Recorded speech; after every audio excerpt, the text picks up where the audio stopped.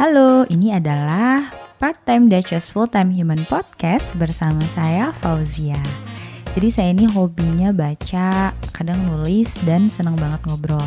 Jadi di podcast ini saya akan ngobrolin apa yang saya baca atau apa yang saya tulis. Hari ini saya akan ngobrolin tentang buku ya, salah satu buku yang udah saya baca. Topiknya saya ambil dari tulisan saya di Quora. Jadi ini tentang buku berjudul Aroma Karsa karya Di Lestari. Jadi buku ini terbitnya tahun 2018 dan menceritakan tentang pencarian sebuah tanaman sakti bernama Puspakarsa oleh si tokohnya yang bernama Raras Prayagung. Jadi si Raras Prayagung ini pemilik sebuah perusahaan parfum bernama Kemara yang sangat terkenal di negeri itu ya. Nah, dalam pencarian tanaman tadi, si Puspakarsa tadi terkuak juga jati diri sesungguhnya Jatiwesi yang dijuluki si hidung tikus. Terus selain tadi Raras Prayagung dan Jatiwesi, ada juga satu tokoh yang gak kalah penting nih dari novel ini, yaitu Tanayasuma, pewaris tunggal perusahaan Kemara. Nah, saya membaca buku ini atas rekomendasinya dari Pak Ivan Lanin.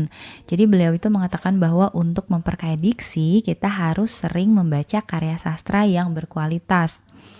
Misalnya membaca novel-novel yang ditulis oleh Andrea Hirata atau Di Lestari. Nah, langsung tuh saya beli Aroma Karsa dan Orang-orang Biasa karya Andrea Hirata.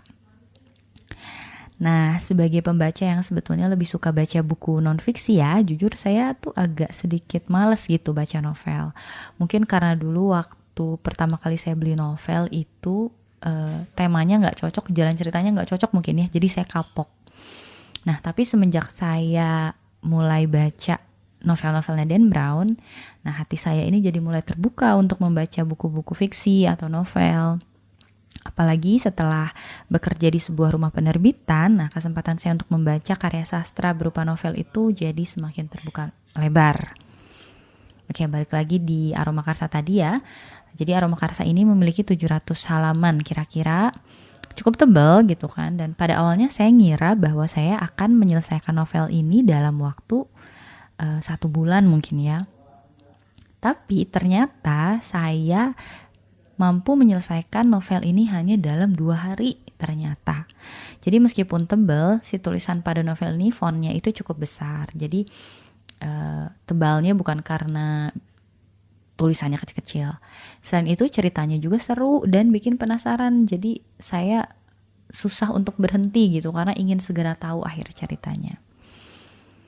Nah terus yang tadi saya kan dapat rekomendasi dari Pak Ivan Lanin ya, dan benar aja apa yang dikatakan Pak Ivan, novel ini tuh bisa memperkaya diksi kita karena memang Mbak Di Lestari banyak menggunakan kata-kata yang tidak lazim kita dengar di kehidupan sehari-hari.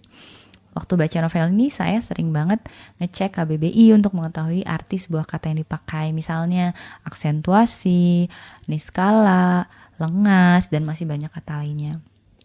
Pak Ivan Lanin juga pernah menyebutkan loh bahwa Di Lestari ini adalah orang pertama yang menggunakan kata petrikor untuk menyebutkan aroma hujan gitu.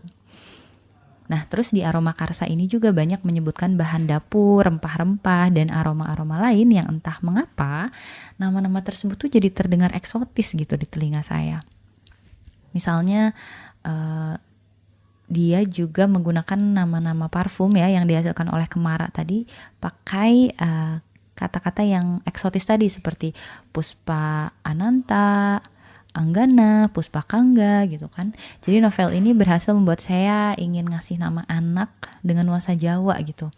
Rasa-rasanya tuh nama seperti Janira, Raras Prayagung, atau Puspakarsa itu terdengar elegan, bangsawan, dan menawan.